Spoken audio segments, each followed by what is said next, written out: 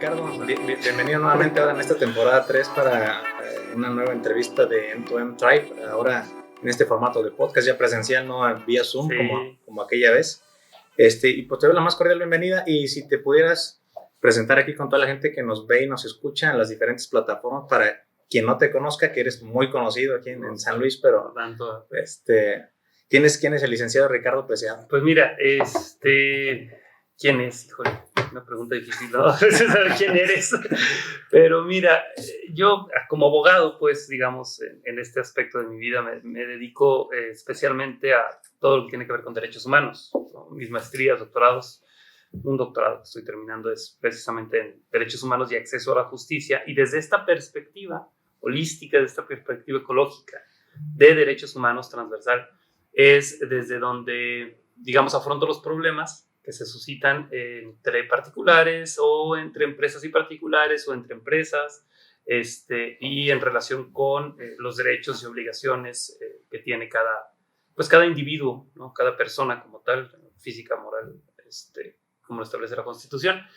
Pero sí siempre con este enfoque de derechos humanos, ¿no? Y pues, de eso que perdemos muchas veces como abogados, de que debemos de siempre solucionar el problema y tratar de buscar la solución y no emproblemar más aquellas cuestiones que no necesitan estar más emproblemadas, porque a veces nos pasa como abogados que estamos tan acostumbrados al litigio, a pelear, que nos enfrascamos en el litigio y en pelear cuando deberíamos de estar más bien enfrascados en solucionar. En ayudar y solucionar, ¿no? Entonces, pues, ¿quién soy yo eso, no? He sido consejero de Derechos Humanos en el Estado, he sido consejero nacional de Seguridad Pública, soy consejero del Ayuntamiento en Seguridad, un poco peleado con el Ayuntamiento, por eso ya no me hablo.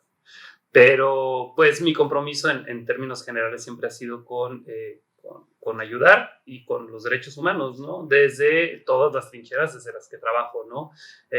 Personal y empresarial. Actualmente estoy coordinando un litigio estratégico a nivel nacional, hablo 6 o 7 estados cuando menos, contra la desaparición del fideicomiso de víctimas, que fue ahora en noviembre del año pasado. Acabamos ayer justo de obtener la suspensión para 8 personas, que estas 8 personas que son víctimas de desaparición forzada, directas e indirectas, puedan recibir o continuar recibiendo los apoyos, que son apoyos de transportes, hoteles, etcétera, para poder buscar a sus víctimas, porque el Estado ha sido y sigue siendo omiso en hacer una búsqueda adecuada.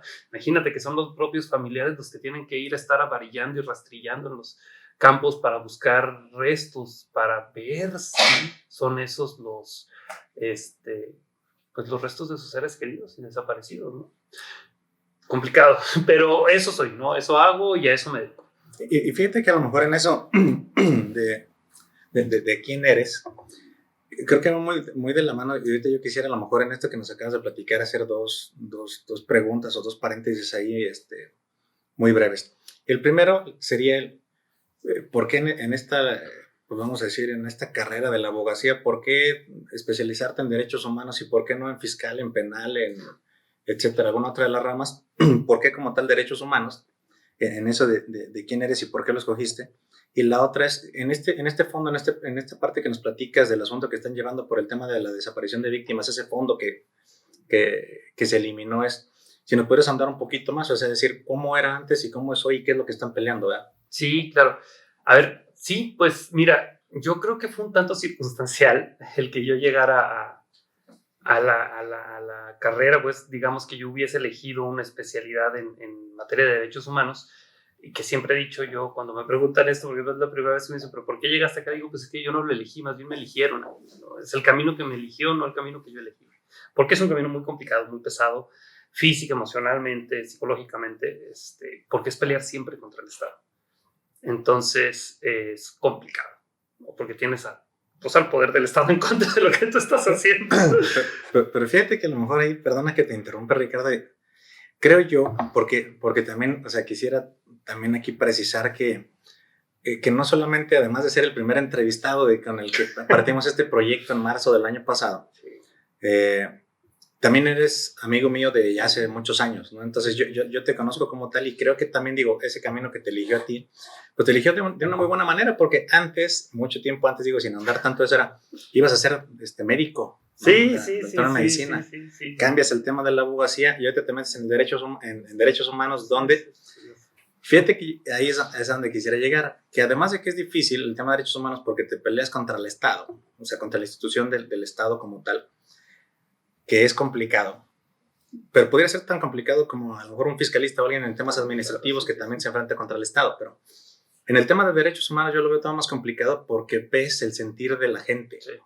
Cosa que fiscal o mercantil o en otras cosas no lo hay tanto, ¿no? A lo mejor familiar pudiera ser uno de ellos, pero en este tema donde hay violaciones de derechos humanos, pues como que mucho sí es esa, ver la crueldad, ver la discriminación, ver un montón de cosas que, aunque tú como abogado, pues tendrías que ser de piedra para que no te pase algo, ¿no? Entonces... Sí, hay que tener mucha inteligencia emocional, ¿no? Para, por ejemplo, entender que la señora que está enfrente y que está desesperada porque la que está desaparecida es su hija, de 12 años, de 13 años, o la persona que está en Coahuila que te está hablando por teléfono y ayúdame, por favor, es porque es su hijo el que está desaparecido, ¿no? Etcétera, etcétera. Son cosas bien complicadas y a la gente que me ayuda y que me colabora con estos asuntos siempre le digo, por delante la empatía. O sea, más allá de que a veces nos desesperen o nos puedan desesperar, porque para decirnos una cosa hay que darles espacio para hablar, que además ese de hablar de ese tipo de asuntos también es una especie pues, de sanación y desahogo para ellos. Pues sí, a veces estamos así de, híjole, ya llevamos media hora y ya sabemos que tenemos que hacer. Por favor, empatía, empatía ante todo, empatía, ¿no? Y sí, como dices, tal vez en algunas otras materias, como el fiscal, el mercantil, pudieran no darse tanto, y pudiera ser, porque pues hoy vemos, por ejemplo, cómo los aspectos mercantiles, ¿no? El poder defender a una empresa pequeña que ante la pandemia y ante todos los estragos que está causando económicos, pues era el sustento no solo del dueño de la empresa, sino también de todos sus trabajadores. Creo que hoy más que nunca la pandemia nos está ayudando a entendernos como sociedad, ¿no? Y como un conjunto en el que lo que le afecta a uno nos afecta a todos.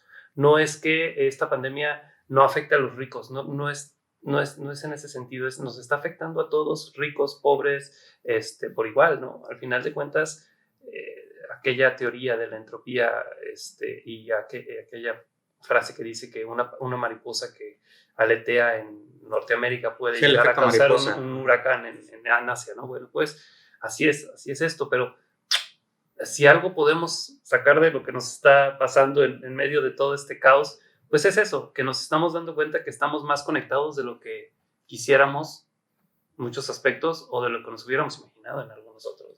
Y fíjate que ahí, Ricardo, digo, no sé, y esto hasta a lo mejor nos va a servir de copy ahora nosotros en la edición, pero creo que hablar ahorita de lo que estamos platicando, no solamente porque es tu especialidad, pero ahorita lo tocaste en varias ramas, también mercantil o en otros lados, de alguien que perdió su negocio por tema de la pandemia, gente con desapariciones forzadas y demás. Creo que pudiéramos hablar porque eso está como que muy perdido en la sociedad y en general en las profesiones, pero es la parte humana del derecho, ¿no? Claro. O sea, muchas veces como que ven el abogado cruel, el chueco, el de sobornos y demás, pero que lo sabrá. Yo creo que cada vez son menos. Yo antes veía que en otros años era como más esa tendencia, pero esta parte humana en el derecho, ¿no? Claro, sí, a ver, alguna vez me preguntaba un conocido, pues, oye, pero es que ya hay muchos abogados, apenas iba a entrar a la carrera, hay muchos abogados, ¿tú por qué te cambiaste de medicina a derecho si ya hay muchos abogados? Le dije, sí, abogados sobran, lo que falta son buenos abogados, y con buenos abogados no me refiero a aquellos que se aprenden los códigos sino aquellos que hacen su chamba, que es solucionar los problemas, ¿no? Solucionar los problemas y solucionar los problemas de manera social, porque el problema que tú solucionas respecto de una persona tienes que entender que es un problema que está solucionando para la sociedad, ¿no? No se trata de ganar, se trata de solucionar un problema, ¿no? Entonces, y ahí es donde entra la parte o el aspecto humano, ¿no? ¿Por qué? Pues porque los problemas, o más bien la sociedad y la cultura, está constituida precisamente por los actos de los individuos, ¿no? Una teoría, por ejemplo, comunicativa, ¿no? Haberley, nos dice que nosotros somos lo que decimos. Y es en esa interacción en donde existimos, Es decir, si tú no estuvieras aquí, yo no estuviera acá, pues en realidad no sabríamos si uno o el otro existe, pero es al momento de que estamos interactuando que existimos. Y si es así, entonces nos necesitamos para existir. Y esa solución de problemas que debiera de ser el eje central de todo abogado, se ha perdido mucho. Está muy, no voy a decir devaluada, ¿no? Pero está, más bien está, pues sí, ha sido muy atacada y con justa razón en muchos casos, porque no puedo negarlo, ¿no? La profesión del abogado, bueno, incluso la profesión del político, ¿no? Yo creo que todos debiéramos ser políticos. Desafortunadamente, los políticos de hoy hacen politiquería, que son puras marranadas, ¿no?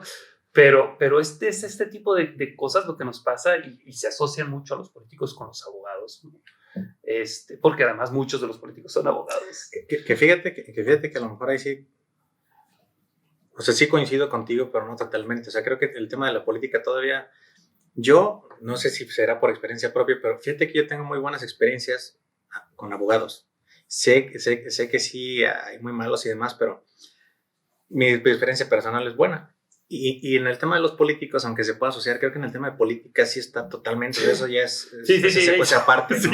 Sí, porque ahí está totalmente, sí, claro, no, sí, te entiendo, pero por ejemplo yo me lo he topado, ¿no? A través de todos los litigios que hago y que he hecho contra el Estado, en donde me he encontrado con excelentes aliados adentro de las instituciones, no precisamente quienes dirigen, pero sí quien está en segundo lugar, que de pronto me dice, oye, pues es que tú traes un tema que debiéramos de hacer, pero yo tengo las manos atadas, pero ¿por qué no le das por aquí? ¿Por qué no? Y entonces te empiezas a encontrar con muy buenos aliados adentro de las instituciones, ¿no? Que no son necesariamente los políticos, pero los hay.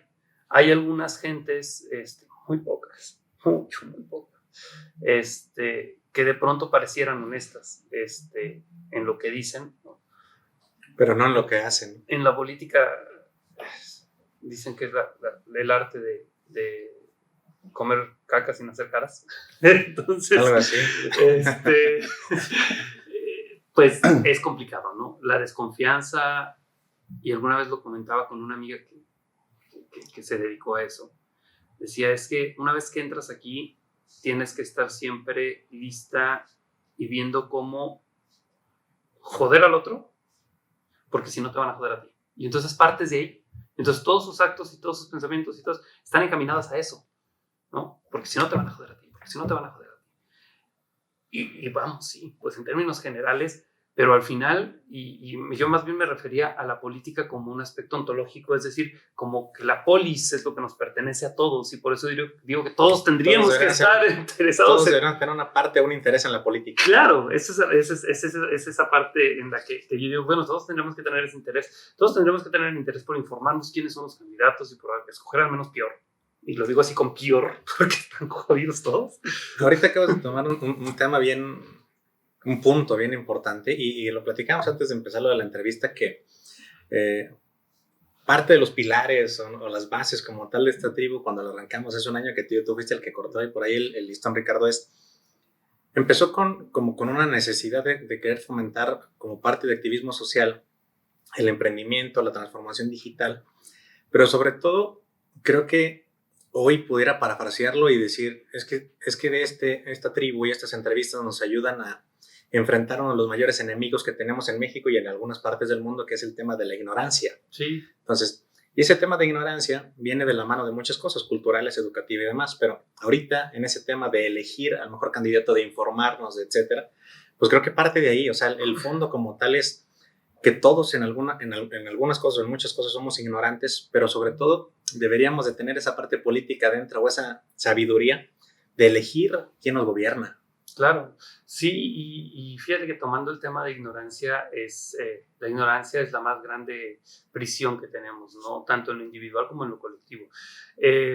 La libertad, ¿no? A ver, el que una persona sea más educada desde un aspecto científico, digamos, ¿no? De educación formal, ¿no?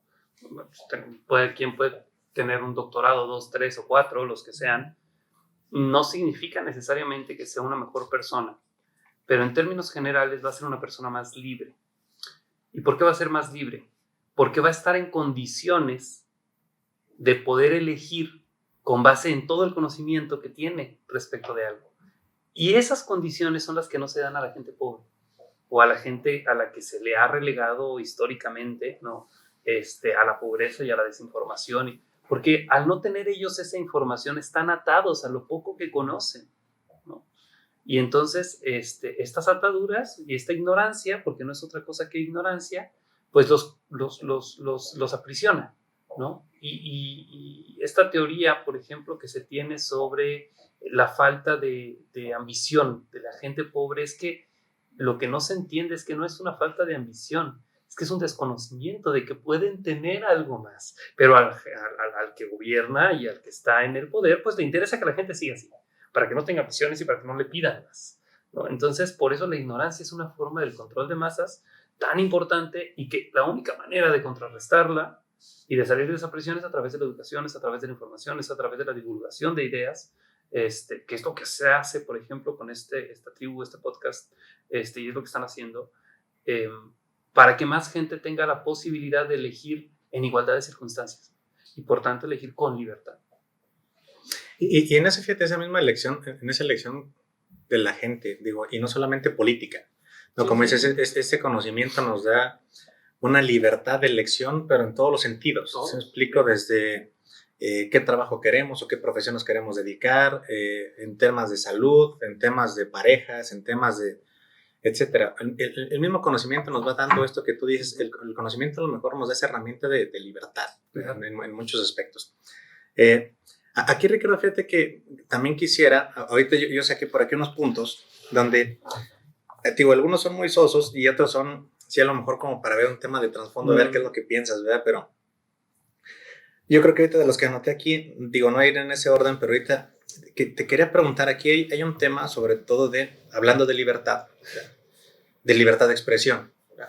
Entonces, quisiera que nos platicara, decir, bueno, en ese sentido de libertad de expresión, qué derecho tenemos, qué sí podemos ejercer, qué no podemos ejercer, porque, y te voy a dar el contexto de lo que puse aquí para, en base a eso, desarrollarlo, ¿no? Pero, si la libertad de expresión de alguien que está inconforme, a nosotros nos pasó hace poquito aquí en San Luis Potosí, de la gente del Seguro Social, bueno, enfermeros, doctores o algo así, un problema de pagos de un cierto bono y demás. Entonces, ejercen su derecho de libertad de expresión y cierran vialidades. Dicen, están ejerciendo su derecho, por eso lo bloquean, porque el Estado no les hace caso, no les están pagando y demás. Pero esa libertad de expresión de ellos generó, por ejemplo, caos vial, que eso interrumpiera, pues, gente que va a trabajar. O sea, gente que a lo mejor una ambulancia, alguien que está enfermo, pues ya no puede pasar por esa vía para llegar al hospital más rápido porque ellos están exigiendo su derecho. Pero ¿cómo se contrapone esa libertad de expresión de esa gente con los derechos de los demás, con una libertad de tránsito, con etcétera? O sea, ¿qué es lo que pasa ahí, no?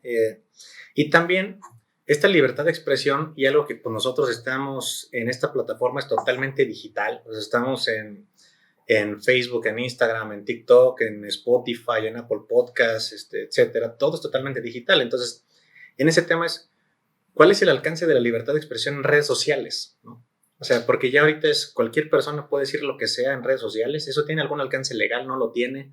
¿Qué podemos hacer? ¿Así me explico? Entonces, sí, claro.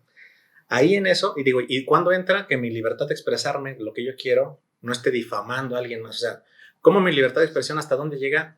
Donde yo no transgreda o yo no afecte a alguien más, ¿sí me explico? O sea, bajo este ejemplo. Fíjate, a ver, tenemos que partir de un supuesto, y es que esto tiene que ver todo con derechos humanos. Tenemos que partir de un presupuesto, y es que ningún derecho humano es absoluto. ¿No? Ninguno, ni siquiera el de la vida. Incluso el artículo 4 de la Convención Americana de Derechos Humanos establece que el Estado garantizará el derecho a la vida, en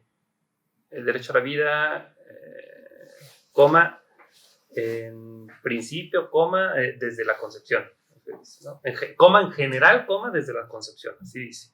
Pero ese en general ya establece que puede haber excepciones, ¿no?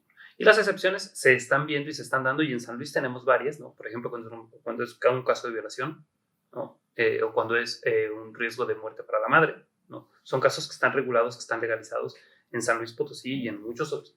Me atrevo a decir que a nivel casi general en Latinoamérica, salvo algunos estados como por ejemplo Guatemala, en donde está prohibido el aborto. sí, perdón, ese país como el de Guatemala, que es donde está prohibido el aborto de manera absoluta. Pero en términos generales, estas dos vertientes, sobre todo violación y riesgo de vida para la madre, el aborto está permitido y está legalizado, ¿no? Eso es algo que se tiene ya desde hace muchos años.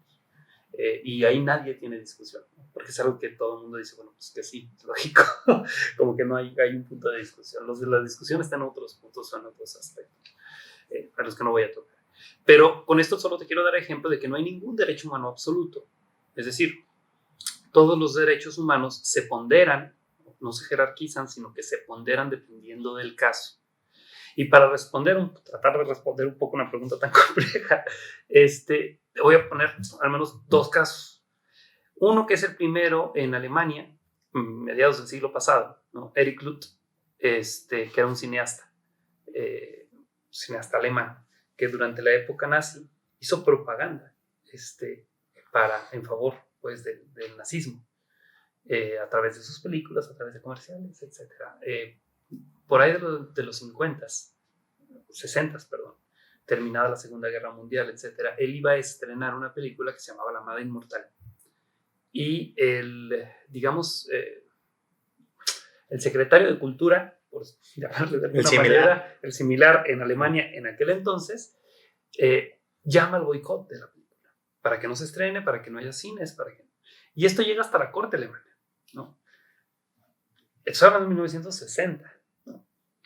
Y ahí se determina, en términos muy generales, ¿no? La corte alemana dice que efectivamente los derechos humanos también tienen una injerencia en las relaciones entre los particulares y no solamente de los particulares frente al Estado, ¿no? Y entonces ahí hay que ponderar en cada caso cómo se va a resolver. En aquel caso se estableció que el boicot al que estaba llamando esta persona para que no se estrenara la película era una forma de veto previo. Es decir, ni siquiera sabes de qué trata la película, no la has visto y ya la estás vetando, ¿no? Entonces, algo similar ocurrió aquí en San Luis hace mucho tiempo, pues está hablando un par de años al menos, cuando iba a venir un cantante. No es tanto. No, un par de años, 2-3 años. Ya no iba pasa, a venir un cantante a la feria. De 1960 sí, claro. al 2018. Sí, ¿verdad? No, hombre, iba a venir un cantante a la feria que tenía una canción, un video, en el que era una apología del delito, en donde, no recuerdo yo muy bien la canción, era uno de estos cantantes de reggaetón o de banda, creo que era banda, una cosa así. No por discriminar. Ya estás discriminando aquí. No por discriminar, sino yo no escucho mucho ese tipo de música, sobre todo banda, pero no me acuerdo muy bien quién era, y si alguien de ustedes se acuerda quién era, me dice. Y hubo un pronunciamiento de la Secretaría de Mujeres en aquel tiempo, creo que es Erika Velázquez, no me acuerdo quién fue la que lo hizo, para que no se trajera ese cantante, por ese video. Y efectivamente ese video fue bajado de YouTube. Pero ¿de qué trata el video? O sea, en específico, ¿qué decía o qué? En el video, ¿qué se veía? La canción tenía que ver con que la novia lo había engañado y él encajuelaba a la novia y la mataba y la aventaba a un río. Okay. Eso era el video. Eso era lo que básicamente. Digo, sí, algo fuerte. O sea, sí, era femicidio, sí, claro, sí estaba muy fuerte. Y por eso fue bajado en ese entonces de YouTube, si no me equivoco. El problema ahí es que lo mismo que pasó con el video, en donde dices que no se presente ese tipo de expresiones. Estás cortando la libertad de expresión. Estás de manera previa, censurando de manera previa. Y ese es un problema, esa es una de las restricciones que tienes a la libertad de expresión. Cuando se hace una censura previa. En el caso de 1960 y ahora con el cantante de reggaetón, Ricardo, bueno, ¿y quién tenía la razón? ¿A quién le dieron la razón finalmente? A quien tenía el derecho de expresarse. Pues en este caso, el cantante de reggaetón vino y en aquel entonces se puso la película. Sí. ¿Por qué? Porque una de las principales, y mira, lo decía, si no me acuerdo, fue Aristóteles, uno de estos, yo puedo no estar de acuerdo con lo que tú dices, pero yo daría la vida para que tú tengas el derecho de decirlo, ¿no? Entonces, para empezar es que puedas decirlo. Y esa es una de las primeras restricciones a la libertad de expresión, es la censura previa, ¿no? La censura previa es de las pocas cosas que son la base fundamental para decir es que no, esto no lo puedes hacer. Tú no puedes censurar de manera previa.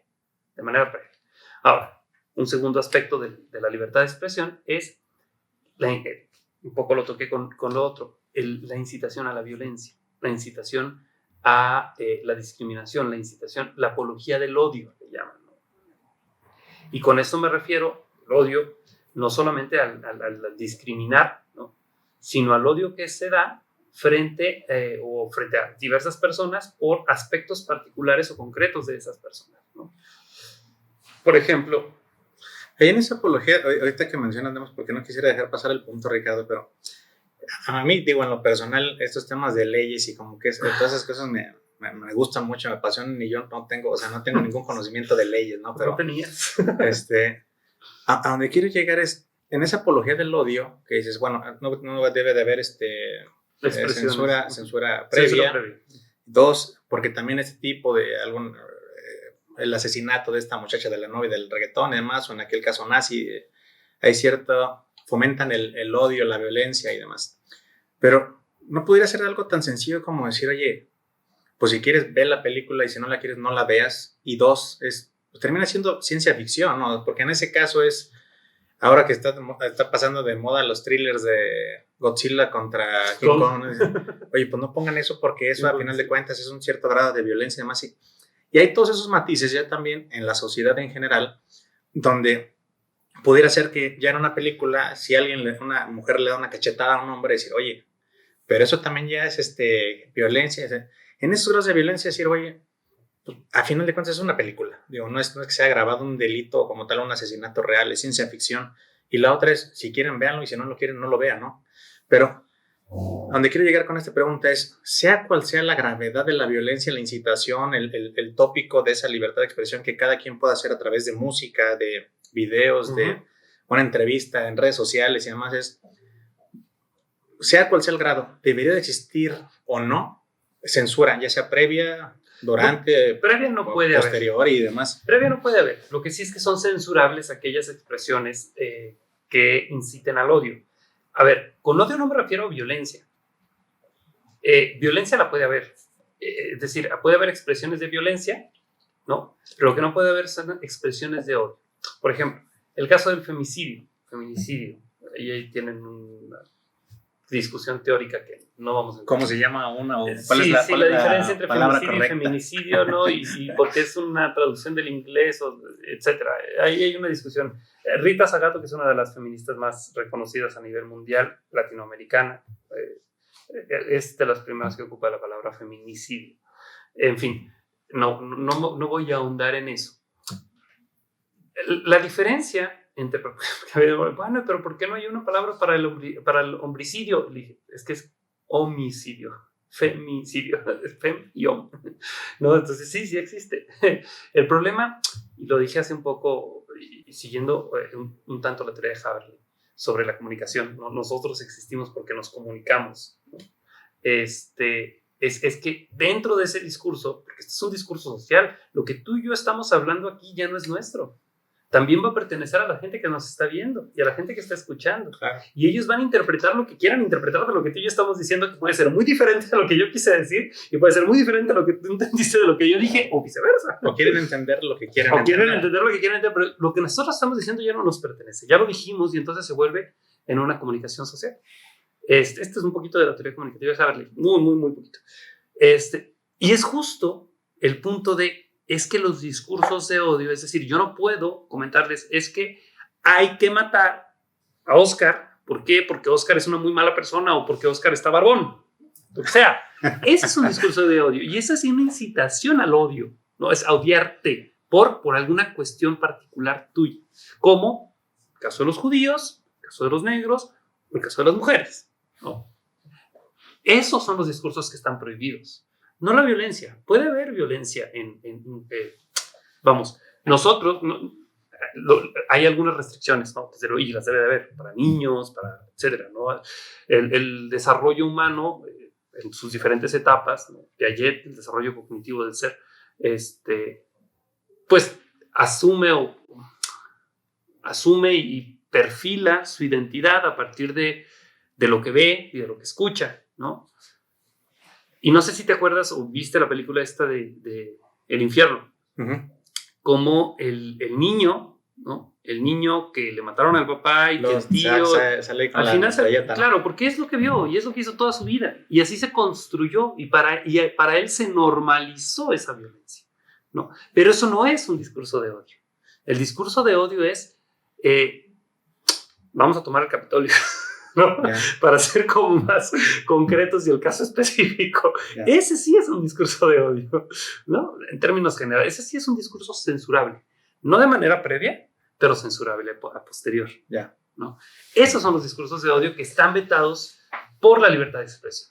La libertad de expresión soporta muchas cosas, salvo los discursos de odio. Eso sí no lo soporta la libertad de expresión porque eso no es expresión. Ahí si hubiera, por ejemplo, vamos a decir, ya llevándolo a un caso práctico, ¿verdad? Donde, y te digo porque muchas veces, o sea, a mí me conflictúa bastante en estos temas de libertad de expresión. Sí. Porque decir, esa libertad que tú estás teniendo a lo mejor a mí me está hiriendo por lo que yo pienso, por lo que creo, por, no sé, etc. Ajá. Pero si ya fuera en esa libertad de expresión donde muchas veces luego pasa con artistas, ¿no? O sea, no sé... Por dar ejemplos así bien vagos, sí, no sé, Niurka, Alfredo Adame, todos los de Patti Chapoy y todas esas, ¿sí me explico? Donde ya hay algo y donde normalmente, digo, hay muchos pleitos también luego de plagio y demás, pero normalmente son por temas de difamación, es decir, donde lo que yo dije y pensé de esta persona no es así, y además que luego a veces se insultan y sí, como que llega, ya no es tanta esa libertad de expresión, ya llega a ofensas y demás, pero en un caso... digo, sí, como muy llevado a la realidad, pero imaginario. O sea, ¿qué pasa si, digo, yo te insulto a ti y esto lo llamas a un tema, decir, mi libertad de expresión fue que te difamé? ¿Qué procede? O sea, ahí se puede insultar, no se puede insultar. Y la otra es, fuera vamos a decir que sí se prueba que hubo cierta difamación, no fue libertad de expresión. ¿Cuál es la pena? ¿Cuál es el castigo? ¿Cómo se remunera? O sea, es decir, pues, ¿sabes qué? Perdóname y ya, o si hay una pena económica, o cómo está. A partir de 2018, de hecho yo llevé el primer caso del asunto de libertad de derecho de réplica aquí en San Luis. En 2018 se crea una ley del derecho de réplica, que es un derecho establecido en el artículo 6 constitucional. Esta ley establece que si existe alguna difamación, tú tienes derecho a que en la misma medida en que se te difamó se haga la aclaración de que fue una difamación. Básicamente, en términos muy generales, ¿no? Esto ha ido evolucionando, ¿no? Porque al principio, cuando me llega este asunto, teníamos 3 días para reaccionar. Y 3 días es nada. O sea, es nada, porque además ni siquiera, me reservo los nombres obviamente, pero ni siquiera el periódico que íbamos al que le solicitábamos el derecho de réplica por lo que había publicado, tenía, como lo establecía la ley en aquel entonces, que tenía 3 meses de haber salido, tenía una persona identificada públicamente como la persona que iba a recibir las solicitudes de derecho de réplica, ¿no? Porque tienes el derecho a solicitar la réplica. Te lo pueden o no conceder. Si no te lo conceden, puedes ir a pelear a juzgados federales, que es una cosa bien interesante. No es un litigio local, es un litigio federal. En aquel tiempo y después de 3 años, 18, 19, 20, 21, sí, en el 20, después de 3 años de estar batallando, imagínate, después de 3 años de haber salido la nota, nos conceden el amparo y al final logramos en contra primera instancia, en contra segunda instancia y en amparo lo sacamos a tirón, ¿no? Una sentencia bien interesante, una secretaria muy joven ella, pero al final la convencimos de lo que le estábamos diciendo. Y nos ampara para efecto de que... En una secretaria, nada más digo, para ser bien claros, porque a lo mejor ahí tú lo ves como bien de día a día, o sea, es como tal un abogado. Son los colegiados, es el tribunal colegiado. Son magistrados y este secretario también no es nada más una persona que escribe. O sea, sí, claro, sí, tienes razón. Digo, sí. O sea, para lo mejor aclararlo, es esa secretaria. Son de proyectos, les llamamos secretarios de proyectos. Pero que terminan siendo abogados a nivel casi claro, juez. Sí, porque son de colegiados, sí, claro. Sí, porque si dices, es que convencimos a la secretaria, van a decir, oye, pues... pues cualquiera. No, sí, claro, a la secretaria de proyectos y la convencimos pues con lo que dijimos, lo que hicimos. Y la contraparte era una contraparte luchona, porque era un medio interesante. Y además, como te digo, la primera vez que se hacía aquí en San Luis, y no sé si a nivel nacional, de verdad tenía 2 meses o menos de haber salido la ley. Entonces, Como que ni siquiera el juez estaba como, caray, al principio hasta batallamos para que nos admitieran la demanda.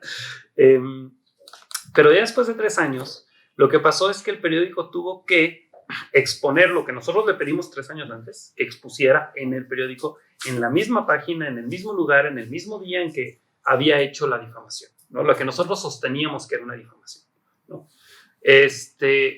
Interesante el tema.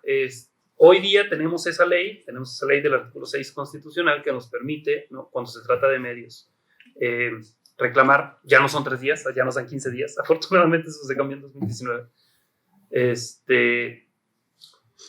pero no va más allá. Lo que sí queda muy claro ya de las tesis y de todo el desarrollo jurisprudencial que se ha dado es que en esta vía no va a haber un resarcimiento económico.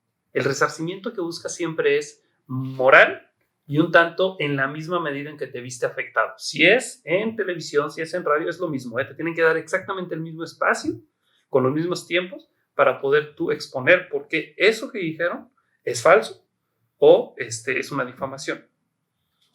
Ahora, esto varía cuando se trata de personas públicas y cuando se trata de personas privadas, ¿no? La Corte Interamericana, por ejemplo, en el caso de personas públicas, ha determinado que las personas públicas deben de soportar incluso el insulto, ¿no? El maldecirlos, deben soportarlo porque están en un lugar distinto al de la persona privada. Yeah. Ellos están en un lugar público. Por voluntad propia se expusieron a eso y por eso deben de soportar desde la perspectiva de libertad de expresión incluso el insulto.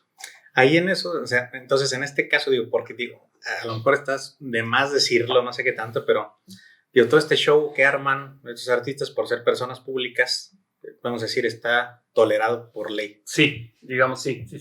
Desde un aspecto de principios de derechos humanos y a nivel internacional, fue la Corte la que lo determinó así. Sí, el caso de la Corte fue respecto de un político, si no mal recuerdo, colombiano, pero son personas públicas, ¿no?, ubicadas en este espacio público. ¿Cómo se determina legalmente quién es una persona pública y quién es una persona privada? ¿Cuándo eres público? No hay forma de determinarlo legalmente. El punto, porque una persona puede tener aspectos públicos y aspectos privados. Por ejemplo, una persona puede ser maldecida, maldicha en relación con su trabajo como político, en relación con su trabajo como artista, porque son cuestiones públicas, pero no en relación, por ejemplo, con su vida íntima o familiar. Okay. O sea, son los espacios que ocupa la persona. O sea, más que la persona, en el tema si es privado o público, es hacia lo que está haciendo. Hacia la acción. Hacia la acción, hacia la acción y hacia lo que hace. Entonces, por eso digo que es muy casístico y es bastante... Pues sí, los derechos humanos son así, son ponderados, caso a caso, ¿no? Y hay incluso fórmulas matemáticas. Robert Alexis tiene una fórmula matemática para establecer qué derecho debe prevalecer en qué caso. ¿Sí? Sí. Sumas, restas y divides y ya. Tú sabes qué derecho es, ¿no? Son cuestiones, digamos, metodológicas para uno, estudiando un poco de argumentación. Me gusta más la argumentación desde la ponderación. Sobre todo de la escuela catalana, tiene una escuela muy buena de argumentación jurídica, o italiana.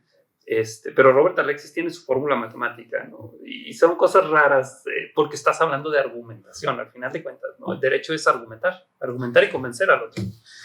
Y fíjate que Ricardo, a lo mejor ahorita, lo que pasa es que luego son pláticas, nos ha pasado también con Miguel Duque, nos echamos luego unas pláticas de 2-3 horas ahí viendo los temas, porque esto como que me gusta bastante, pero cosas en concreto, por ejemplo, tú, dos preguntas. Bueno, a lo mejor varios, pero la primera es, ¿cuáles son, pues no sé si las cualidades o lo que le quieras llamar, que un buen abogado debe de tener? O sea, los 3 aspectos, 3 cualidades, 3, como le quieres llamar, para que un abogado sea buen abogado. ¿Me explico? Al inicio hablábamos de que también sean humanos, que tengan empatía, sí, ¿no? Sí, empatía. Sí. Pero además, o sea, en el tema de competencias, en el tema de experiencia, en el tema de jurisprudencia, en el tema de, o sea, ¿cuál es buen abogado? El que va y se pelea y demás en juzgados, el que lo hace por papel, el que hace ambas, no sé cómo le llamar, el más técnico o el más, porque luego también como que dependiendo de la persona, cambia el tipo de abogado que sea, sí, o sea, independientemente de la competencia del abogado, ¿no? O sea, la forma de ser también van cambiando, claro, pero desde tu punto de vista, ¿cuáles son los 3, 5 o 10 aspectos que un buen abogado debe de tener? Complejo. A ver, Pues sí, no, la primera es la cuestión empática, la segunda es, pero esto es para cualquier carrera, ¿no? La vocación que tengas al respecto, ¿no? Pero una vocación bien encaminada, como lo que decíamos, ¿no? Entender que tu función es solucionar problemas y no pelearte, ¿no? O sea, esa no es tu función, no es pelear. Entonces, lo primero que tienes que entender, o que un abogado debe entender, es que su función es solucionar problemas, no pelearse, no irse a pelear, ¿no? Es como lo básico. Segundo, y esto tiene que ver mucho con el compliance, de lo que vimos aquella vez, ¿no? Que también el tema del compliance, paréntesis, es Oh, súper interesante. tiene que ver mucho con la ética de los abogados. Y tiene que ver mucho porque, mira, y eso es una recomendación bien básica para cualquiera. Si hay un abogado que a ti te viene a tu empresa y te recomienda cierta estrategia fiscal o jurídica, dile, ok, te pongo a ti de presidente y tú vas a hacer esa estrategia. Si te dicen que sí, es que está bien hecha. Si te dicen que no, es que hay algo malo. Así de fácil. Y por presidente, es decir, porque él estará tomando las obligaciones como tal que los derechos él estaría asumiendo las responsabilidades de esa estrategia que él está proponiendo para tu empresa. Claro, si es una estrategia buena, pues no tiene riesgo, no tendría por qué tenerlo. Y claro, yo lo puedo hacer con mucho gusto, ¿no? Me está pasando ahora en algún otro asunto que traigo, ¿no? Yo soy representante y yo digo, a ver, pues lo que estoy haciendo tiene mucho que ver con que me puedan acusar de algo. Pero yo sé que de la acusación no pasa porque lo que estoy haciendo está bien hecho, ¿no? Entonces, sí, claro, yo lo puedo hacer. Yo soy apoderado y yo lo puedo hacer. Porque estoy seguro de lo que estoy haciendo, ¿no? Pero ahí hablaríamos ahorita de decir es que sean empáticos, que tengan vocación, o sea, por el tema de competencias. Sí, claro. Tres, que sean éticos. Éticos. O sea, entonces es empatía, vocación, ética. ¿Cuáles serían otros dos más? O sea, Y fíjate que yo creo que el gusto por leer, eso sí, ¿no? Hay que estar leyendo y actualizándose todo el tiempo, ¿no? Por ejemplo, en mi caso y el caso casi de la gente que trabaja conmigo es, todos los viernes leemos todas las tesis jurisprudenciales que salen de corte, que no son muchas, te estoy hablando de 15, 20 tesis, no más, no es tanto. Sí, pero a lo mejor en número no son, pero ¿de qué tamaño son? Pues sí, algunas son complejas, pues, y además es complejo, a veces hay que leerla y releerla para entenderle, para poder analizar y sacarle juguito, y a lo mejor no todas te interesan, a lo mejor son 20 o 30, pero de las 20 o 30, por ejemplo, nosotros no manejamos mucho materia penal en el despacho en donde yo trabajo, entonces, pues las que son de materia penal, más bien leo el rubro y, bueno, ya más o menos lo entendí, ya está. Pero las de civil, mercantil, algún poco de fiscal y sobre todo amparo, sí, o derechos humanos, pues sí, claro, esas me las chuto todas. Pero todos los viernes salen tesis nuevas. No es mucho, te cuesta media hora, pero hay gente que de verdad no le gusta leer ni media hora, ¿no? Entonces... Fíjate que ahorita que tocas ese punto, no me acordaba, pero ahora en esta semana estuve viendo una entrevista al licenciado Miguel Carbonell, del Instituto Carbonell, y también hablaban así como en un panel, y tocaban el punto donde decían que los buenos abogados o algo así, como que toman, no sé si en las escuelas o donde, como que traían por ahí el ruido o el mito de que un buen abogado se hace en los juzgados, algo así decían. Y dice, pues claro que no, o sea, no por ir a pelearte te hace buen abogado, dice, leer es lo que te hace ser buen abogado. Sí, sin duda, o sea, yo creo que es básico, ¿no? Para un abogado el gusto por leer, que además, si te gusta porque tienes vocación, pues tampoco te va a pesar, ¿no? Incluso te llegas a divertir, ¿no? A mí me divierte, pues, estar leyendo ese tipo de cosas, yo no me cuesta mayor trabajo hacerlo, ¿no? Bueno, y a la gente que trabaja. Ahora, Ricardo, fuera de esas cualidades que debe tener cualquier buen abogado, en tu caso particular ¿cuál ha sido el mejor caso y el peor caso, pues, por si lo podemos llamar de esa manera, el más exitoso, el menos exitoso, el que más te gustó o el que menos te gustó, o sea, el blanco y el negro en tus años de abogado? Digo, sin dar detalles, sin dar nombres, sin dar nada, pero ¿qué pasó en uno y qué pasó en el otro? ¿De qué era uno y de qué era el otro? Es curioso, el caso que más me gustó, yo creo que es un caso, una persona que se le detecta, y todavía no termina, ya estamos por concluir. Es una persona que en 2018, finales de 2018, le detectan hepatitis tipo C. Él era una persona seropositiva, tenía SIDA, bueno, VIH, todavía no se consideraba SIDA porque estaba regulado y tenía su medicamento y tal. Le detectan hepatitis y finales de 2018, en todo 2019, estuvo peleando porque él pertenecía al Seguro Social, no, al Seguro Social, no, al entonces Seguro Popular, okay. Ahora Insabi, pertenecía, él estaba inscrito y pagaba. Y una de las enfermedades que cubre ese seguro es la hepatitis tipo C porque se considera una enfermedad catastrófica. Pero como él tenía también el diagnóstico de VIH positivo, no le podían dar la medicina que nos dan a cualquiera que no seamos VIH positivos. Entonces, ¿cuál es el problema de eso? Que la medicina que le tenían que dar era una medicina costosa, 400, 500 mil pesos, una cosa así. La cajita, el botecito, algo, ¿no? Y es que el tratamiento general costaba unos 500 mil pesos. 500 mil pesos. Entre 400, 500, yo pensé que pesos, 500, medio millón de pesos. Sí, medio millón de pesos. Okay. Todo 2019 está peleándose con el seguro para que se lo den, y va y viene, es una persona de una comunidad en la Huasteca, pobre, pues una persona de bajos recursos, vive con sus padres que son mayores de edad, es un caso, ¿no? Entonces, pues le cuesta mucho ir y venir. Venía, por ejemplo, y venía literalmente al hospital, y si alcanzaba el camión se regresaba, y si no, a veces tenía que dormir en la calle o así, porque no tenía dinero para quedarse en el hospital. En diciembre de 2019, me contactan algunos conocidos de la Comisión de Derechos Humanos, porque estaban a punto de sacar la recomendación en contra de salubridad, porque no le daban los medicamentos. Y llevaba un año ya un año no solo con el VIH, sino también con el hepatitis, ¿no? Con la hepatitis. Y sin tratamiento. Y sin tratamiento, después de un año. En diciembre, veintitantos de diciembre del 19, la comisión emite la recomendación. Es cuando nos contactan a nosotros, porque a pesar de la recomendación, pues el seguro seguía siendo bien guaje. Y nosotros promovemos un amparo y solicitamos la suspensión de plano, que significa que el mismo día que reciben, el mismo día suspenden y obligan a la autoridad a hacer algo. En ese caso nosotros dijimos que, entre otras cosas, lo que estaba sucediendo era una violación al derecho, no solamente a la salud, sino a la integridad física de la persona. Y lo comparamos con uno de las prohibiciones que establece el 19 constitucional, que es la mutilación. Queda prohibida toda clase de azotes, palos, mutilación, tal. Y nosotros dijimos, esto es una mutilación, porque al momento de que él tiene hepatitis tipo C, su hígado se está necrosando, y eso ya no se lo vas a poder recuperar. O sea, entre más tiempo dure con la hepatitis tipo C, pues más necrosado va a estar su hígado y menos posibilidades de una recuperación satisfactoria. El juzgado cuarto, si no me equivoco, de aquí de San Luis, nos compra la idea y nos dice, tienes razón, suspende y obliga a en menos de 24 horas entregarle el medicamento, y lo hace. Él ya terminó su tratamiento, ya salió negativo a hepatitis tipo C. Nosotros informamos de esto a los juzgados. Hay una sentencia en primera instancia donde condenan a salubridad. Ellos, son varias autoridades. Uno de ellos recurre al colegiado para decir que ellos no tenían que ver, básicamente. El colegiado, cuando nosotros informamos que él ya se había curado, digamos, de la hepatitis, el colegiado nos dice, oye, pues como ya se curó, te voy a sobreseer. Y nosotros le dijimos, no, porque la violación a derechos humanos se dio.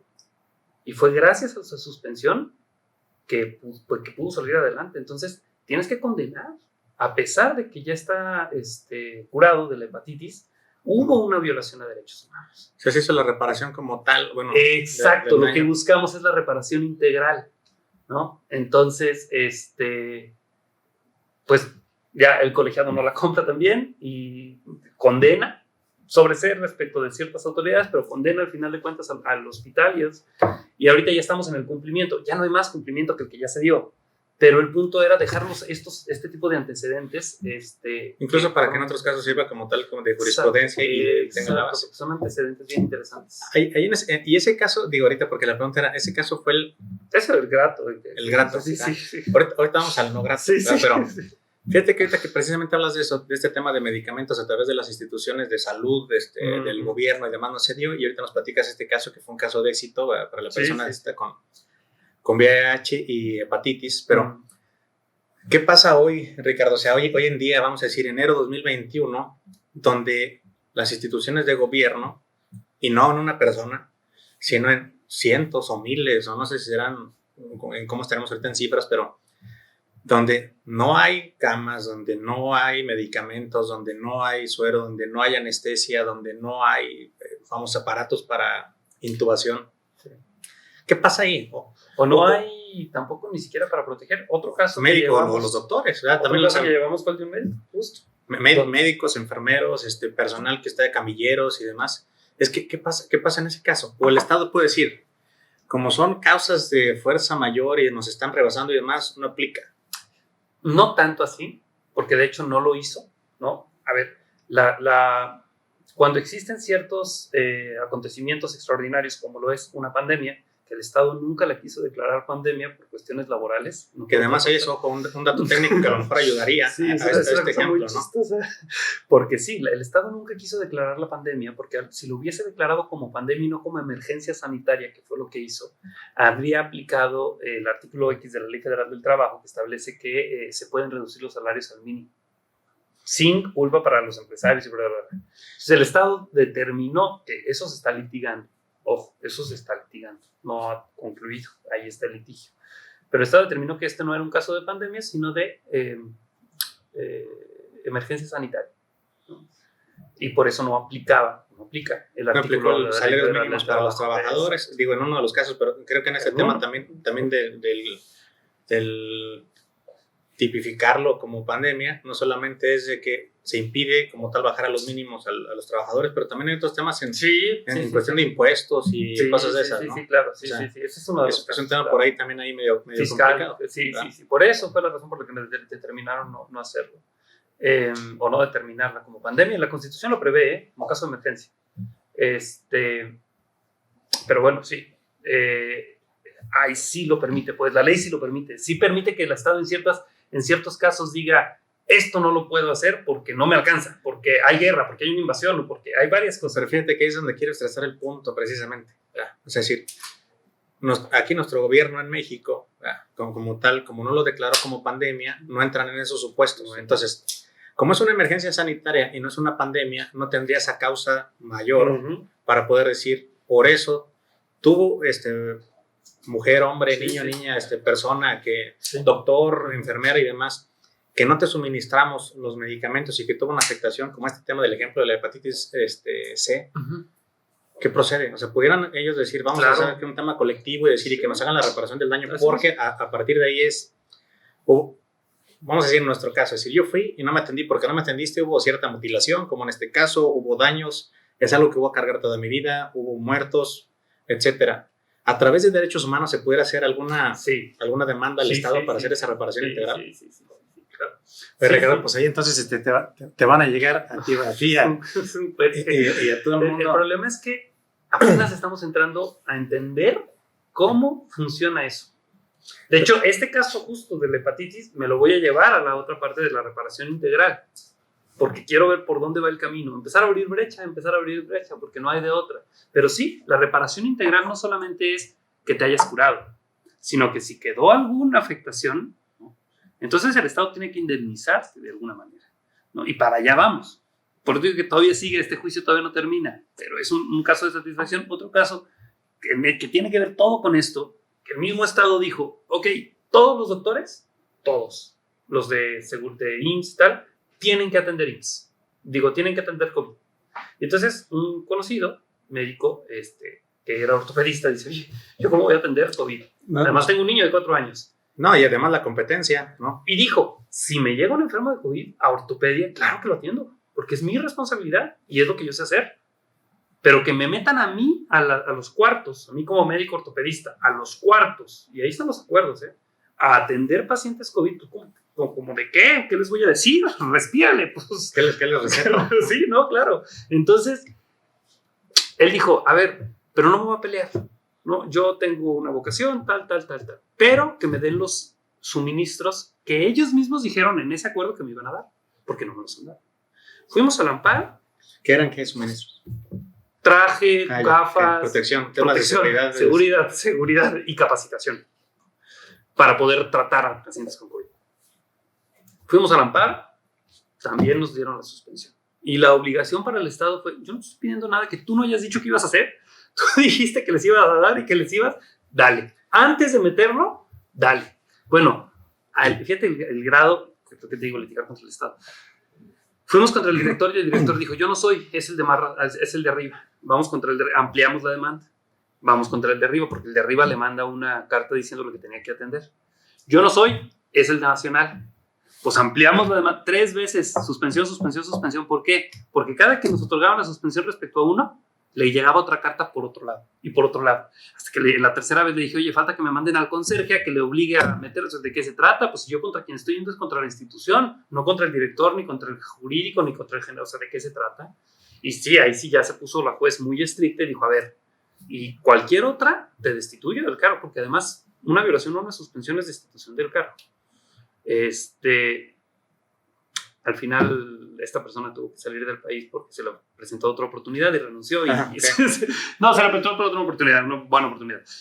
Renunció y ya está. Se acabó el asunto. No se concluyó, pues, pero al menos desde que esto inició. Lo hubiera platicado como pasado, que y aquí el doctor sigue operando y demás, algo así medio novelesco. No, pero fíjate que es que también es una de las cosas que también creo que una característica que debe tener un buen abogado es ser leal a la administración de justicia.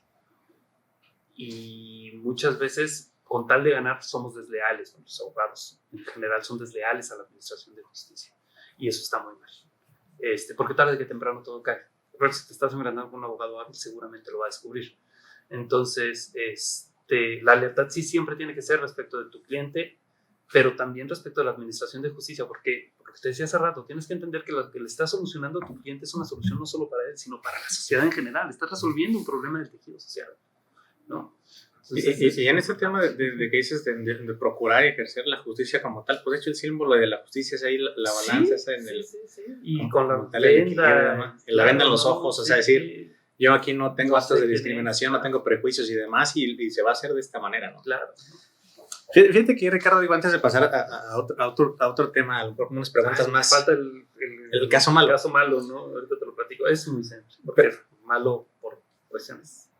Pero fíjate que ahorita ahí, para no tocar el punto, digo, y movernos, digo, creo que estos asuntos que me has platicado han entrado a través de la Comisión de Derechos Humanos, ¿verdad? O sea, vamos a decir, hay alguien que paga como tal, contrata de manera privada los servicios. No, esos casos no, son pro bono. Este tipo de casos son pro bono, ¿verdad? A través de derechos humanos o a través, no sé si del despacho, de la barra de abogados, etcétera, llegan casos pro bonos para hacer esta defensoría de derechos humanos ante estas violaciones. No sé si te parezca, pero digo, y nunca lo hemos intentado, pero ahorita se me está ocurriendo por la situación actual, digo, al menos aquí en nuestro estado y en México, pero que pudiéramos hacer alguna dinámica de, vamos a decir, de la entrevista o algo, que pongamos algún video, etcétera, o sea, obviamente esta entrevista. Es decir, ¿sabes qué? Vamos a mandarlo a... ¿Cuál ha sido la mayor reproducción? O compartir algo, no sé qué digas, 10,000 likes, etcétera. Y que en eso hacer algún evento donde se elija a alguien y que le hagan alguna defensoría en este tipo de casos. O sea, sí, ¿sabes qué? Habría que ver el tipo de caso, porque no todo caso cuadra para una especie de litigio estratégico. Pero sí, o sea, sí, claro que se puede. Nosotros, o normalmente ahí en el despacho, yo soy el que elijo los asuntos de litigio estratégico, y le llamo litigio estratégico porque es un litigio que va a impactar no solo a la persona, sino que va a sentar bases para poder impactar a futuro, ¿no? Entonces eso es... Pero fíjate que hacia yo donde quisiera llegar con esto, Ricardo, es que, de nuevo insisto, por esta situación, por lo que nos platicas, por los casos que ya has llevado, y sea el caso que se elija, ¿sí me explico? O sea, a lo mejor que digas que cumpla con estas bases, con estas características. Pero si vamos a llevarlo a este punto y a llevar a este punto, claro, se elige, es posible, y que a lo mejor ahí, en ese mismo activismo, ¿verdad? Y en estos casos pro bono que ustedes llevan también como abogados. Y además estamos obligados, al menos los que estamos en la barra de abogados, estamos obligados a llevar este tipo de casos pro bono, y la verdad es que no todos los barristas lo hacen, porque es una chinga, eso sí. No, pero yo ahorita te es parte de la responsabilidad social. Yo ahorita te pregunto porque digo, en ese mismo, vamos a decir, en esa responsabilidad social, y como dices, a lo mejor es una obligación de esos abogados. Yo sé lo que implica como tal, o sea, un asunto de estos. Sé también que estás muy ocupado en este y otros asuntos y en muchas cosas, ¿no? Entonces, como que también aquí el tratar de comprometerte con eso no es a lo mejor un compromiso, a lo mejor tuyo y mío, Ricardo, sino con el afán de decir, si pudiéramos ayudar a través también de este podcast, claro, o esta entrevista, a una persona que tuvo un problema, ya sea enfermera, médico, o algún paciente que tuvo alguna afectación, por falta de medicamentos, por falta de atención, uh-huh. o que la tiene actualmente, pues que ahorita sea, ¿sabes qué? No sé, que tengan estas características, uh-huh. A lo mejor que sea gente que obviamente no lo pueda pagar, sí, no sé, claro, en estos, con esas características, pero decir, no sé, si quieren ahí lo ponen, si vamos a ponerlo aquí, si llega a X compartidas o X likes, aquí el licenciado Ricardo Preciado nos va a ayudar con ese caso pro bono para hacer una defensoría de un tema de, ¿cómo les llaman? O sea, derechos humanos. Es derechos humanos. Estratégico en derechos humanos. Sale, y ahora sí, para pasar a unas pinches preguntas más osas, Ricardo. Ayer estuve viendo, fíjate que hay muchos, nosotros te digo que estamos, todos digital, todos son plataformas, y hay ahorita, TikTok, no sé si lo sí, lo conozco. No lo uso. No lo conozco. No lo has usado, pero fíjate que yo me he dado cuenta que hay como, digo, no tengo estadística de nada ahorita a la mano, porque apenas estaba viendo ahora en esta semana, pero veo muchos abogados en TikTok. ¿Sí me explico? Muchos, o sea, tú pensarías que a lo mejor son, no sé, o sea, temas banales o algo así. Y sí, obviamente tiene ese matiz como ser de red social. Son herramientas. Salen medio bailando y cosas, musiquita y demás, pero fíjate que comparten muchas cosas, pues buenas, o sea, como de información general. Y en esa información general aquí saqué algunas de las preguntas que, bueno, de los videos estos que vi ayer, que se me hicieron interesantes, a lo mejor para que te lo platique, digo, a lo mejor sea la respuesta muy cortita, muy larga, pero fíjate, aquí veía una de esas, dice, compartir las capturas de WhatsApp tuyas, ¿verdad? Nuestra conversación con alguien más es un delito. A ver, lo que pasa es que si no tienes la autorización del otro, sí. No, claro, digo, sí, la autorización. Claro, sí, o sea, ¿sabes qué? Nosotros mensajeamos y yo se lo mando a alguien más y nunca me autorizaste tú a compartir eso. Eso es un delito. A ver, es un delito, sí, siempre que haya una afectación, ¿no? Porque una de las bases es ¿en qué te afectó? ¿Cuál fue el daño? ¿Cuál fue el daño? ¿No? O sea, ahí es donde se convierte en delito. Si hay un daño por haber hecho eso, entonces se convierte en delito. Mientras no hay un daño, no hay delito. Y si no pasó a nadie, a lo mejor a nadie le afectó y nadie supo, ¿no? Y digo, porque el daño pudiera ser económico, por cuestiones de secrecía, confidencialidad o daño moral. Etcétera, sí, exactamente, para muchos tipos de daños. O sea, si se comparte esa conversación de WhatsApp sin autorización, sí es delito si hubo un daño. Un daño, ¿no? Exacto, sí se cree. Claro. Y ahora, por ejemplo, también en ese mismo sentido, ahorita por aquí lo apunté, pero... Para efectos probatorios, por ejemplo, perdón que te interrumpa, pero para efectos probatorios eso es bien interesante.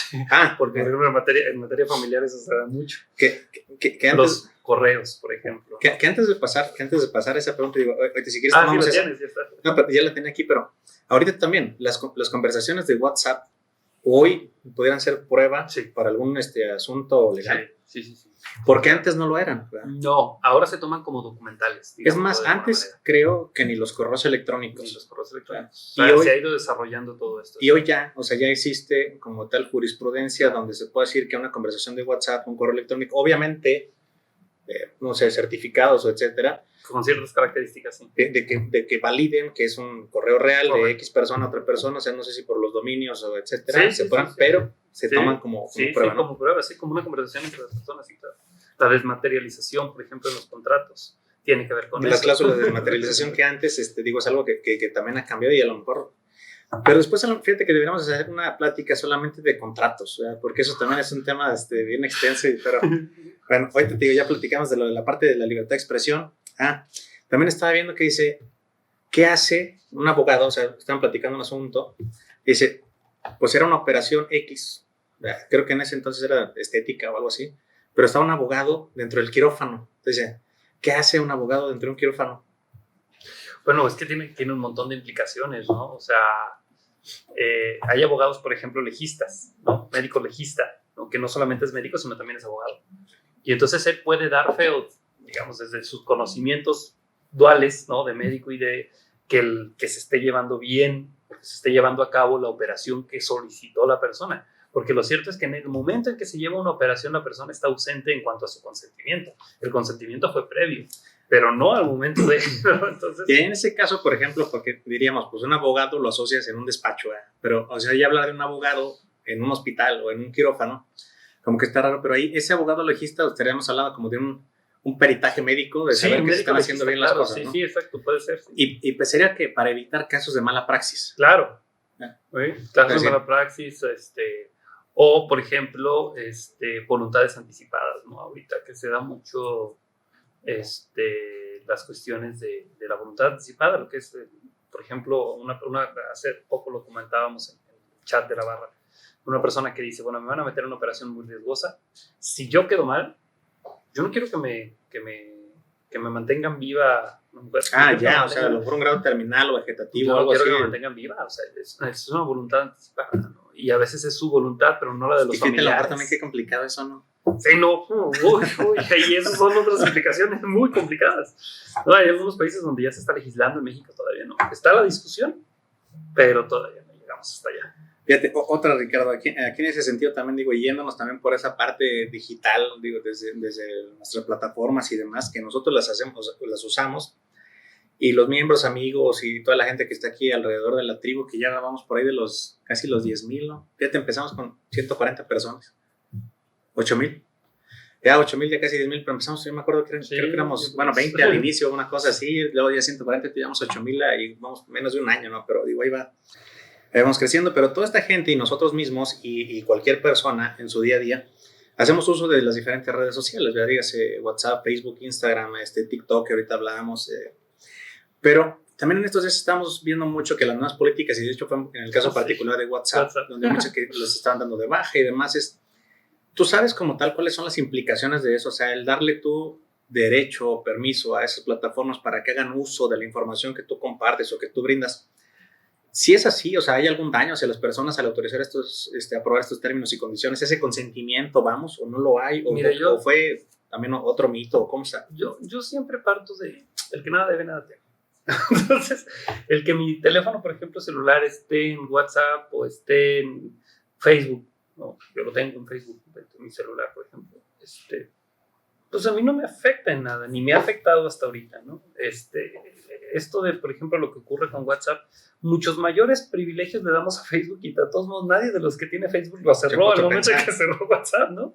Entonces, a ver, es molesto cuando, por ejemplo, llega, y hace poco me pasó, ¿no? Que me hablaron de una aseguradora, un no sé dónde. A venderte algo. Sí, ¿no? Algo de, oiga, que su deuda, que para que lo quieras. Yo, señorita, ¿y dónde tuvo mi celular? Pues es que no, ¿quién se lo pasó? Hasta que me colgó. ¿Por qué? Porque eso es ilegal. Claro que es ilegal, ¿no? Eso es acoso. Y eso puede pasar porque tú compartes tus datos en las diferentes redes, ¿no? Pero más allá de eso, y de una posible suplantación de identidad que te puedan hacer ya, pero para efectos bancarios, ¿no? Y entonces que el daño sí esté ya en tus cuentas o Pues mira, honestamente, en lo personal, pues no le veo mucho más complejidad que el hecho de que pudieras tener o ser sujeto de algún tipo de acoso por vendedores. Mucho más allá de eso, lo dudo. Ahora, existe algo que se llama derecho al olvido. Google ya perdió un par de demandas en México y esto inició en Europa. Cuando, por ejemplo, tú redactas el nombre de una persona y entre las noticias que te salen en Google, te salen noticias, por ejemplo, de litigio. Por ejemplo, ahora los RHs, de recursos humanos, utilizan las plataformas como Google para poder googlear, ¿no? Entonces, me pasó en un caso, una cosa bien interesante, una señora, fue un caso que tuve ahí en el despacho también muy chistoso, una señora que llegó y no me acuerdo quién la recomendó, llegó y le dije, mire, pues está muy chistoso su caso, porque es algo que no se ha hecho en México, pero en Europa ya hay un antecedente de derecho al olvido.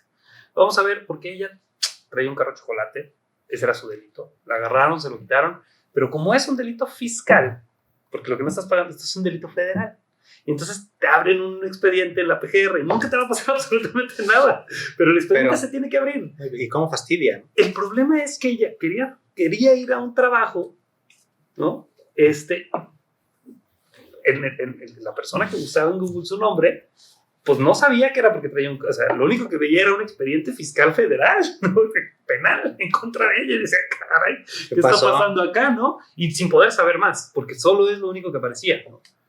Entonces, pues, estas páginas como Búho Legal o Data, de estas páginas. El problema es que estas páginas tienen servidores en Columbus, tienen servidores en Colombia, entonces empiezas a buscarle y dices, ay, caray, ¿por dónde me voy a ir? Entonces, pues, lo que se nos ocurrió fue más sencillo. Bueno, ¿por qué el buscador, al momento de yo ingresar mi nombre, estos nombres hilados entre sí, tiene que aparecer o tiene que darme estas notas. Y entonces, empecé a buscar, a estudiar, hasta que di con Google México, le dije a la señora, pues vamos a hacer un escrito así, prácticamente la demanda, diciéndole, o me borras, o esta es la demanda. En contra tuya, Google México. Google nos contesta que los servidores están en Estados Unidos, que por lo tanto no tienen capacidad o forma de borrar, nos contesta electrónicamente, pero que revisarán sus políticas de privacidad. Pero justo cuando nos contesta, la señora llega y, oiga, pues ya me googleé, ya no estoy, ya no aparezco. O sea, como que en cierto punto... Pues qué bueno. O sea, vamos, ¿cómo dicen? Aceptar sin conceder. Claro, o sea, sí, conceder sin aceptar, sí. O sea, les dieron como tal, borraron a la persona, pero no los, o sea, para que no quedara el antecedente de...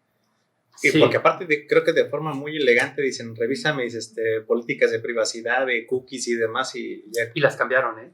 Porque yo sé que ahora tú ya te metes a Google y tienes ciertas formas de poder bloquear que tu nombre o tus datos aparezcan. Entonces, sí, esto a raíz, te digo, el primer caso que yo escuché, pensé que leí fue un caso en Europa, pero ya están los casos aquí en México y Google perdió en la corte en relación con el derecho al olvido. Ese es uno de los derechos humanos de los que podemos hablar, el derecho al olvido.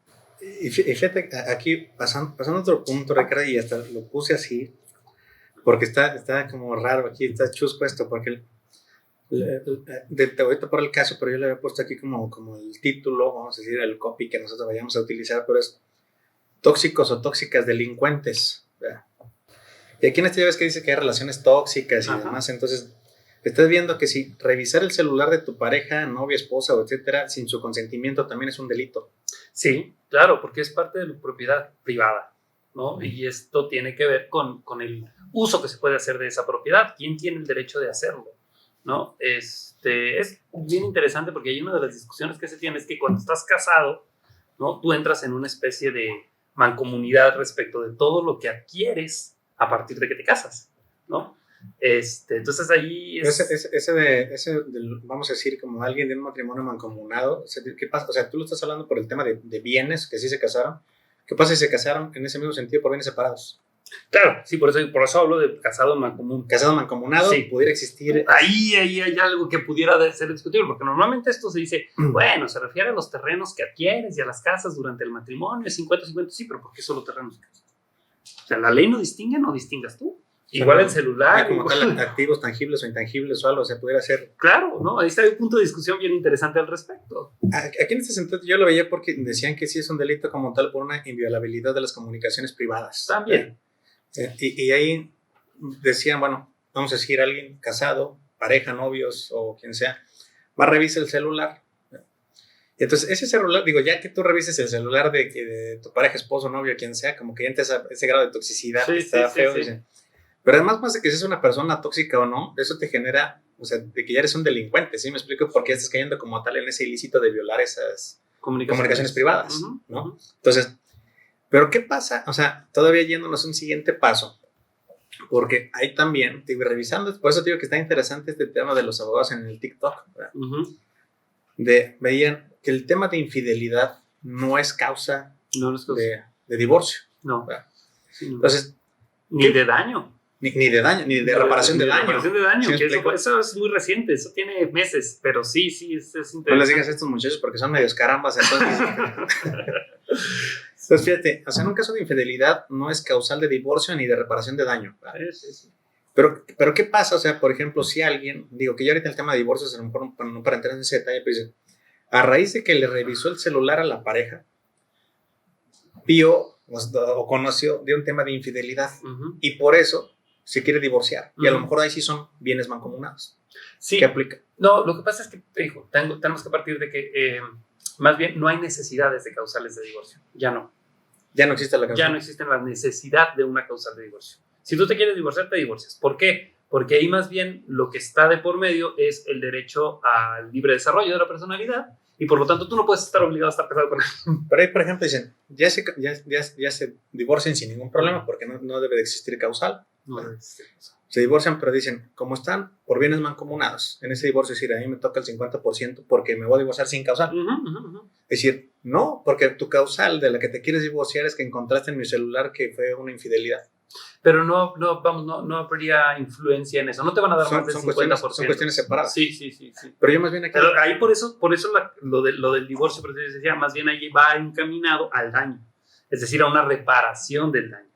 Pero, por ejemplo, ahí también, decir, o sea, dices, ok, se maneja por dos cosas separadas. Una, el tema del divorcio y si son mancomunados y cómo van a estar. Y la otra, la violación a las comunicaciones privadas del WhatsApp de la persona. Uh-huh. Si dices, bueno, está bien, mitad y más, pero decir, el que tú, o sea, ya dices, nos divorciamos, aquí está tu mitad, ¿no? Uh-huh. Pero por la otra parte dices, bueno, tú violaste mi privacidad y ese daño que me causaste fue perder mi matrimonio y con mi matrimonio el 50% de las cosas que vienen con él. Sí, ahí, pero entonces ahí está la tercera cosa, que es la cuestión penal. O sea, ahí hay una violación a las comunicaciones privadas y entonces puedes haber cometido un ilícito, pero no tiene que ver con la reparación del daño. ¿Y cuál sería? A ver, no tiene que ver con la reparación del daño por la infidelidad. Tiene que ver con la reparación. Por la violación de la privacidad de las comunicaciones. ¿Y cuál sería la pena? No la conozco. No es honestamente algo que yo maneje en materia penal. Pues no la conozco honestamente, pero bueno, deberá estar establecido en el Código Penal. Porque imagínate, dices, te divorcias, te quitan la mitad, pero haces otro asunto por separado, por la violación y un tema penal, y no sé, que sea cárcel o no sé qué sea, pero dices, el yo, o sea, me pongo en los zapatos, decir, yo al haber encontrado esa infidelidad me causó más problemas de los que tenía, ¿se explica? Sí. Solo por andar de metiche. Sí, claro, no, o sea, pues es lo que te digo, o sea, ahí sí va, porque ahí sí, por ejemplo, podría haber una reparación del daño. Si esa violación en las comunicaciones generó un daño, conflicto, que fue el divorcio y tal, entonces ya podrías, pero por otro lado, no por la infidelidad, porque eso tiene que ver con el aspecto del derecho al libre desarrollo de la personalidad. Entonces, eso no es punible, lo otro sí. Pero fíjate ahí, digo, en ese sentido, para cerrar el punto es, ¿cómo puede ser más punitivo revisar un WhatsApp que una infidelidad? Pues es que es interesante porque es más bien los aspectos que estás cuidando. La infidelidad tiene que ver con lo que eres tú como persona, ¿no?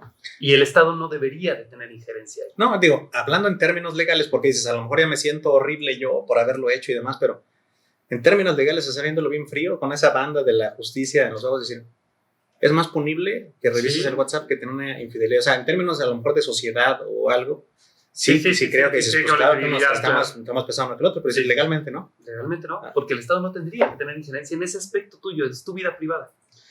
Oye, Ricardo, otra preguntita, digo, ya para ir cerrando en esto, son unas 2 preguntitas más. Digo, aquí tengo 25, pero tendremos tiempo. Estaba viendo, porque aparte, en algún momento creo que platicamos de todas esas series de abogados y demás, ¿verdad? Que hay unas muy buenas, otras muy malas y demás, pero yo me acuerdo de un capítulo que era una serie que también lo tocaron aquí en un tema de estos videos que estábamos revisando, y es, ¿qué pasa si alguien, o sea, un contrato o pagaré en una servilleta, ¿es válido o no es válido? Sí, claro. Siempre que cumpla con los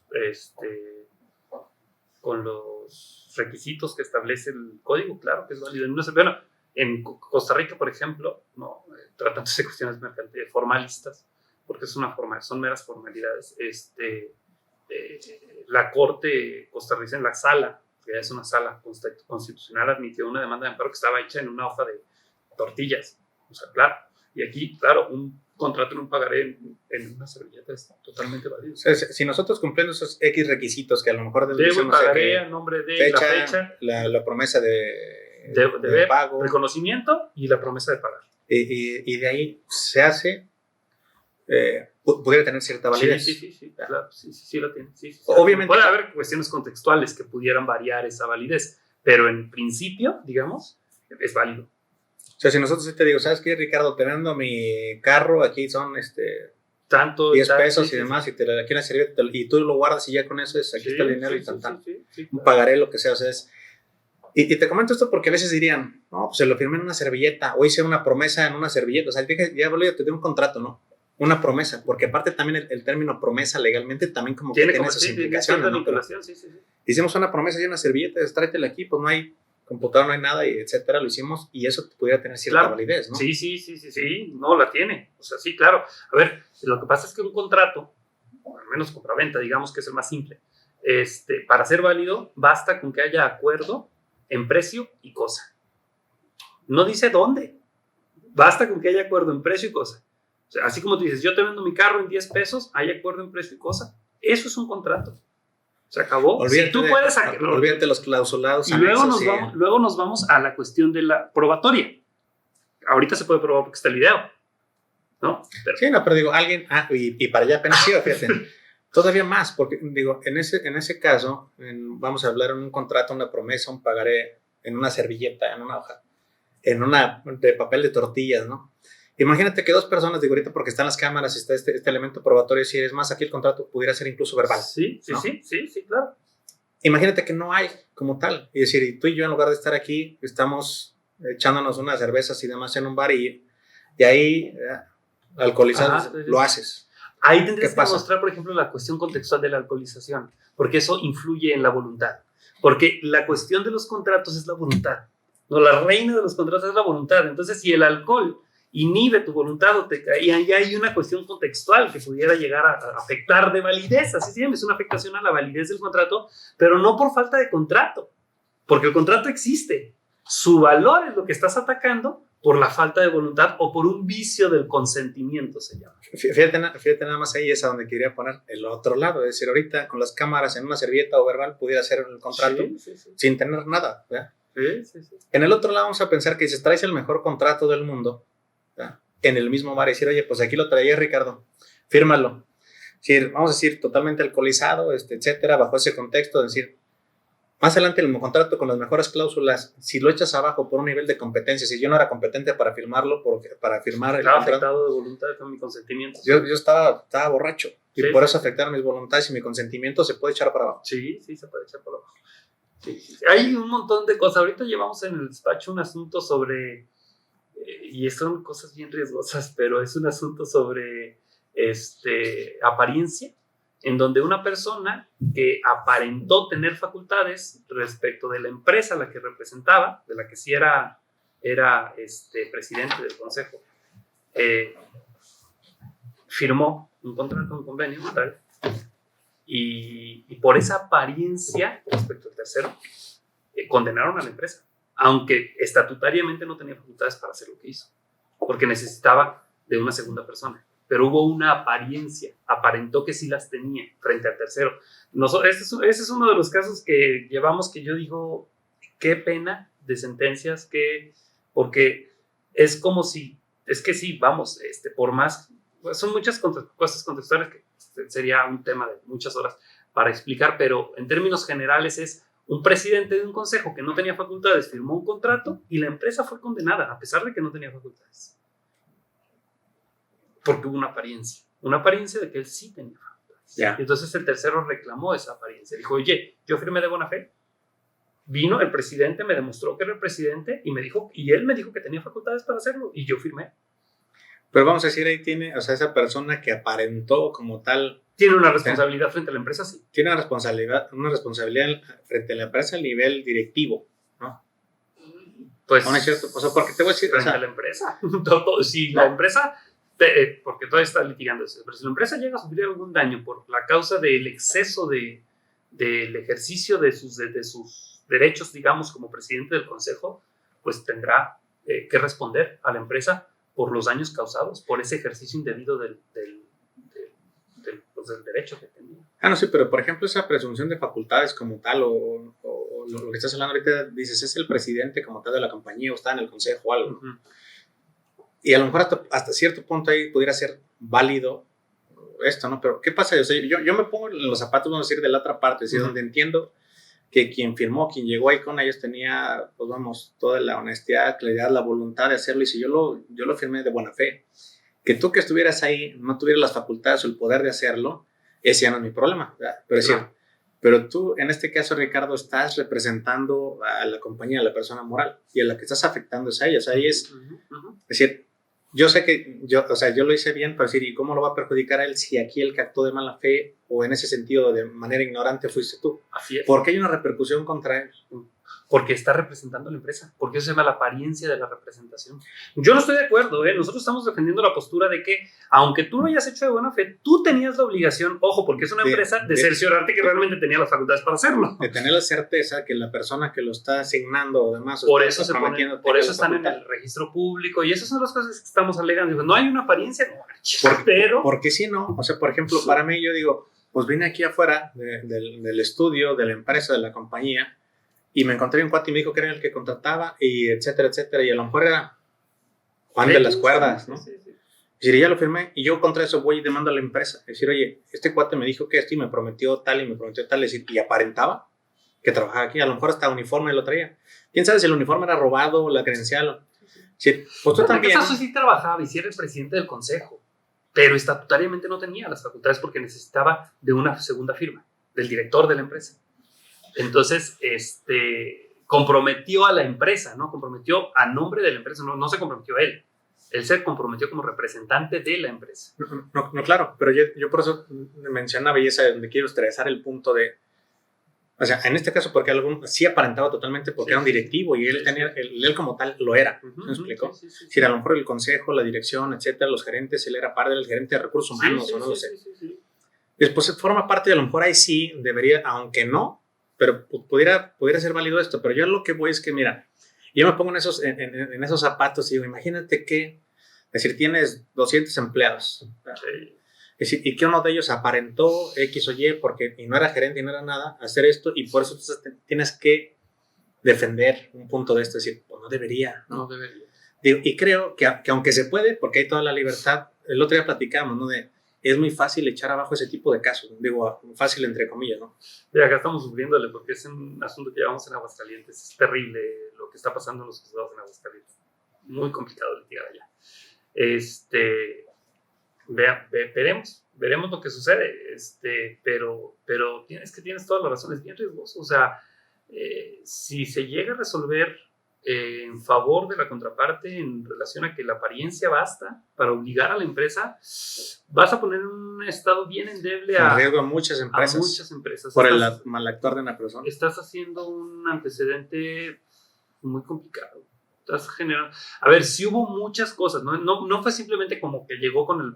O sea, sí hubo muchas cosas contextualmente que tenían que ver con hacer creer, ¿no? Esa apariencia, pero también contextualmente había otras cosas como, por ejemplo, que había un contrato previo, que sí era válido porque había estado firmado como... O sea, no era cosa de que llegaran... Hay un cierto contexto donde sí, no solamente no van engaños, sí vamos hacia el lado de la realidad que de la... Sí, y por eso lo que se pretende es obligar a la empresa, ¿no? Porque además a quien se demanda es a la empresa, no es al sujeto.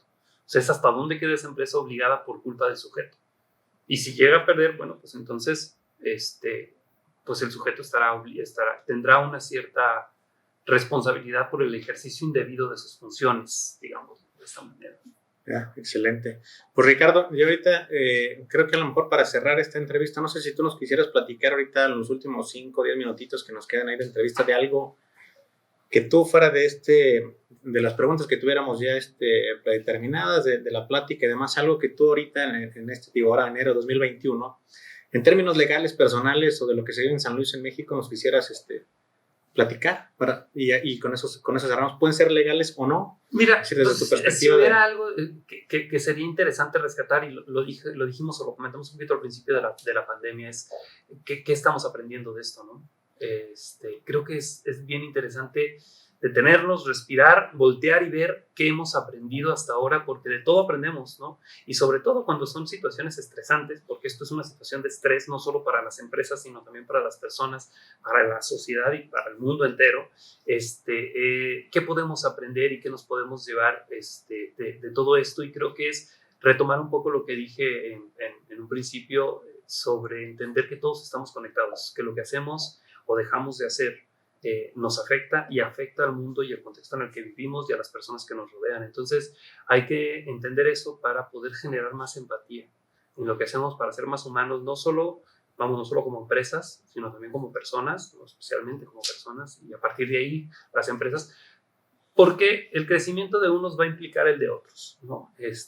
Y el de crecer de unos también va a implicar el de crecer de otros. Entonces, si algo quisiera yo nada más como dejar en la mente de todos los que nos siguieron hasta ahora ya, después de todo, si es que están llegando al final de esta conversación, pues es eso, ¿no? Deténganse, volteen a ver alrededor pues lo que ha sucedido con quienes los rodean y ver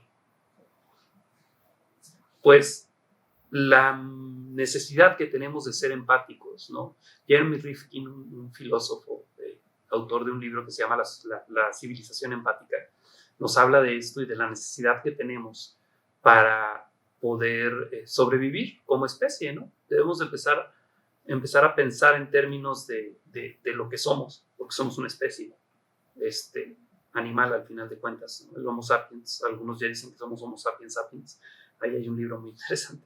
Hay unos que nada más se quedaron en Homo. Sí, pero bueno, al final de cuentas somos eso, una especie y todos vamos en el mismo barco que se llama planeta Tierra, ¿no? Y tendríamos que tener un poco más de empatía, no solo por las personas, sino también por el mundo en el que vivimos. Al final de cuentas, sin este mundo, sin la naturaleza, sin los animales y sin las demás personas, pues no somos nada, ¿no? Entonces, pues yo creo que con eso me gustaría cerrar. Y como dices, ¿no? Tratar de ser más humanos, sí, con claro. con este aprendizaje que nos dejó. Pues Ricardo, muchísimas gracias por el tiempo, de nuevo, por el conocimiento y esperemos que ahora también con esta nueva dinámica que estamos ahora comenzando con este podcast tuyo, que tío, siempre cortas ese listón, pues podamos ayudar a alguien en esa dinámica pro bono para alguna afectación que hayan tenido relacionado con un asunto legal en temas del COVID aquí claro. en San Luis. Sí, sin duda, claro, cuenten con ello. Pues muchísimas gracias, Ricardo. Hombre.